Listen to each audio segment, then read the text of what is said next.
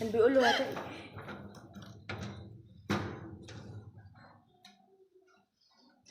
فرن ولع من تحت. بس يا صباح الفل. شايفين نازله بقى كل كده نشاط وحيويه والجو بيمطر بقى، بس ايه عاوزه اقول لكم اللي حصل. والله العظيم ربنا سترها فعلا فعلا، قدر الله وما شاء فعل. الحمد لله طبعا على كل حال، والحمد لله انها جت لحد كده. ودايما يا جماعه نخلي بالنا واحنا قدام الفرن وقدام الغاز، نخلي بالنا بجد قوي ان يعني لا قدر الله ممكن يحصل اي حاجه في اي وقت، فدايما نخلي جنبنا ميه، ايدينا جاهزه عند الانبوبه. اهم حاجه نقفل الانبوبه لو حسينا باي خطر، حسينا باي حاجه، اول حاجه بنعملها نقفل المفاتيح وبعد كده نجري على الانبوبه نفسها ونروح قافلينها. بجد والله ربنا سترها الحمد لله على اخر لحظه. زي ما انتم شايفين بقى كده ما شاء الله لا حول ولا قوه الا بالله. انا بدات كده ايه ان انا اعمل شويه فطير يعني، فقررت ويا ريتني ما قررت، والحمد لله انها جت لحد كده يعني. قلت بقى ايه اتشملل كده وانزل اعمل شويه فطير يتغدوا منهم كده ولا حاجه في الجو الشتاء ايه اللي احنا فيه دوت، حاجه تدفي وخلاص. صليتوا بينا على النبي عليه افضل الصلاه والسلام. ما تنسوش بقى لايك للفيديو كده، وتعملوا لنا اشتراك لو اول مره تشوفوا القناه بتاعتي. صلوا بينا على النبي. انا بقى نزلت جبت 4 كيلو من الدقيق. الدقيق دوت لسه جايباه جديد، وحبيت ان انا اجربه في الفطيره واشوفه هو كويس ولا لا. المهم رحت جبت 4 كيلو زي ما قلنا، وبدأت ان انا انخل فيهم علشان اشوف الدقيق هيطلع حاجة في النخالة ولا لا. فطبعا الصراحة الدقيق دوت نوع حلو قوي. وبعدين انا بقى لما ما لقيتش كده في حاجة في المنخل، قلت خلاص انا مش هنخل تاني. كده كده الدقيق ما شاء الله حلو، مش محتاج ان هو يتنخل ولا اي حاجة. صليتوا بينا على النبي عليه افضل الصلاة والسلام. المهم انا عاوزه اقول لكم اللي حصل في اخر الفيديو، والله العظيم ما كانش متوقع. انا ما كملتش على فكره بقيه الخبيز الفطير، وجت على اخر فطرتين والدنيا كانت هتولع. ويعني سبحان الله مش اول مره يحصل معايا، يعني قبلها برضو كانت الانبوبه، وكنت بجربها بدل ما اجربها بصابون جربتها بالكبريت. لولا ستر ربنا يعني عايزه اقول لك كانت مشكله كبيره الحمد لله. المرة دي بقى جت في الفرن، انا مش عارفة سبحان الله في حاجة غلط يعني، انا مش عارفة. ولكن الحمد لله ان ربنا بيسترها يعني. المهم جيت بقى هنا دي بعد ما انا حطيته بقى في الطشت او العجان دوت، عشان انا قلت مش هنخله كله بقى، هو مش محتاج يتنخل يعني. المهم جبت بقى الملح وجبت شويه من السكر وقلبتهم كده، دوبتهم في شويه ميه، علشان انا لو حطيت الملح والسكر زي ما هو من غير ما ادوبه العجينه هتتقطع معايا وانا بفردها، ومش هعرف افرد الفطير كويس. يعني سبب ان الفطير بيتقطع ان بنحط الملح على طول خشن والسكر، فتيجي تفرد العجينه فبتقطع معايا. طبعا الفطير اهم حاجه كمان عشان ما يقطعش معاكي، يتعجن كويس جدا. واحنا في الشتاء دوت بتلاقي الميه نازله من الحنفيه ساقعه، يعني حطيها بس تدفى كده، عارفه دمعه العين زي دمعه العين كده. اللهم صل على النبي عليه الصلاه والسلام. بدأت أعجن بقى في شوية العجين. أنا عاوزة أقول لكم يعني لحد دلوقتي الدنيا كانت حلوة بقى، ونازلة كده متنشطة زي ما بيقولوا، ونازلة بقى مبسوطة إن أنا هعمل شوية حاجات دافية كده قدام الفرن. بس والله العظيم ربنا سترها فعلا في آخر لحظة. كان هيحصل حاجة كبيرة، بس هو ربنا ضعفها الحمد لله. يعني الواحد دايما بيعمل الخير، فعشان كده دايما الواحد ربنا بيسترها معاه والله. انا ما اعرفش ايه سبب ان الفرن اصلا عمل كده، لان الفرن ما كانش فيه اي حاجه خالص، ولا مثلا حسيت ان هو عطلان ولا عاوز يتصلح، ولا اداني اي اشاره باي حاجه قبلها يعني. هو فجاه لقيته ايه الحمد لله زي ما انتوا شفتوا كده في اول الفيديو، زي ما انتوا هتشوفوا برضو دلوقتي في اخر الفيديو ايه اللي حصل. انا والله العظيم ما كملت خبيز اقسم بالله، وقمت بالعجين وفعلا الدنيا كانت حبوس خالص، بس الحمد لله يعني. المهم بدأت بقى ان انا الم العجين كده بشويه ميه من الدافيه طبعا. العجين بتاع الفطير زي ما انتوا عارفين ما بتحطش عليه خميره، دوبك حطينا الميه والسكر وقلبناه، وادي اديله ادي زي ما انتوا عارفين بقى ومتعودين معايا. ورحت جايه ايه عجناهم، ولازم يتعجن كويس جدا عشان ما يقطعش برضو معايا. صليتوا بينا على النبي عليه افضل الصلاه والسلام. المهم عايزه اقول لكم برضو حاجه يا جماعه، اما تيجوا تجربوا زي ما قلنا في بدايه الفيديو، تجربوا اي انبوبه جربوها بالصابون الاول.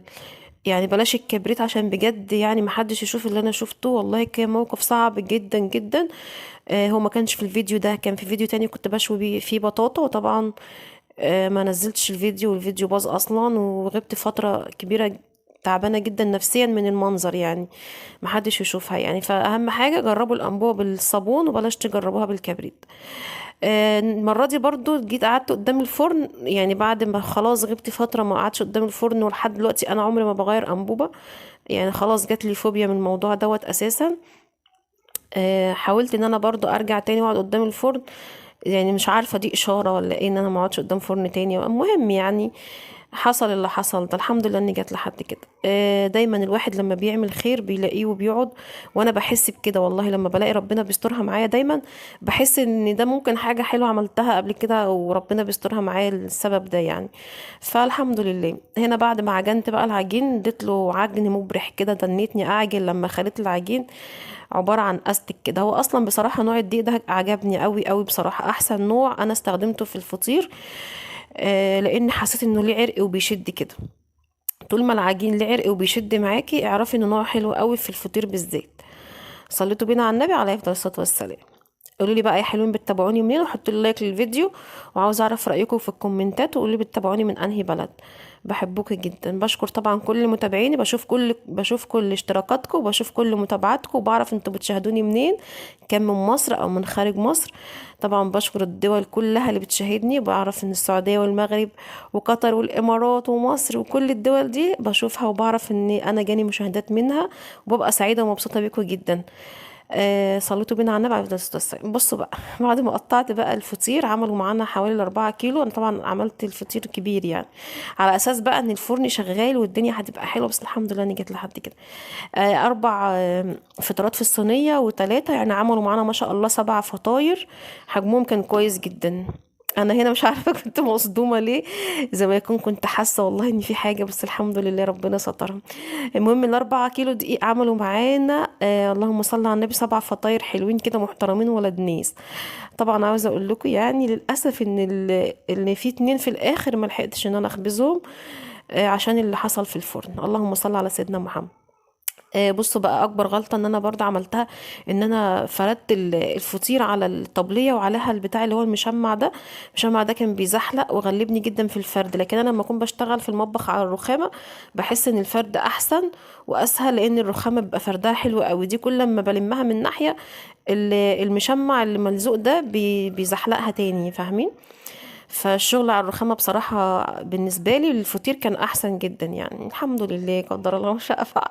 مش متخيلين اللي حصل في الفيديو ده بصراحة، يعني تاني مرة دمي ينشف بسبب البتاع ده والله، الغيظ الحمد لله ربنا سترها والله. المهم أنا بقى يعني قررت إن أنا كنت أنزل يعني أغير من المكان، وقلت مش هعجن بقى في المطبخ ولا في الشقة فوق، ونزلت قلت أشتغل قدام الفرن وأعجن كده في البدروم، وكله يبقى قدام الفرن تحت. والاجواء بقى كانت حلوه بصراحه، بس الحمد لله ان هي جت لحد كده يعني، قدر الله ما شاء فعل. بصوا بقى بدات ان انا بعد ما فردتها، كل ما بطبق تطبيقه بحط بقى شويه من السمنه كده. صليتوا بينا على النبي عليه افضل الصلاه والسلام. بس واروح جايه بقى لمها كده وحطها في قلب الصينيه. طبعا لو انا حطيتهم بقى كلهم في الصينيه دي ليه، علشان خاطر ما كانش في يعني حاجه معايا ان انا اعمل فيها، فجمعتهم كلهم بعد كده بحطهم في الصينيه اللي هاجي اخبز فيها. بصوا بقى هنا بدأت بقى المشكلة الكبيرة تحصل، بس الحمد لله ربنا سترها، هسيبكم بقى تشوفوها. وطبعا انا لما قمت جريت كده كنت رايحة بعد ما قفلت هنا بوريكم اللي انا عملته، كان باقي بقى 2 اللي في الصينية وواحدة كمان. اللحظة ديت هتحصل بقى فيها المشكلة بتاعة الغاز، وانا قمت قفلت الانبوبة على طول، بعد كده ما كملتش بقى الفيديو للأسف يعني. بس الحمد لله والله قدر الله ما شاء فعل، الحمد لله الحمد لله.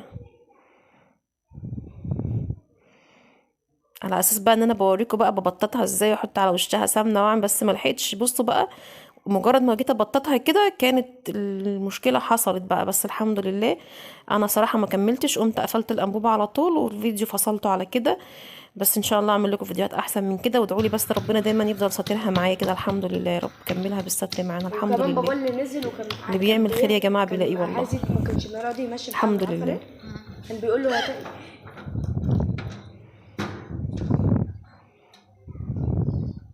فرن ولع من تحت.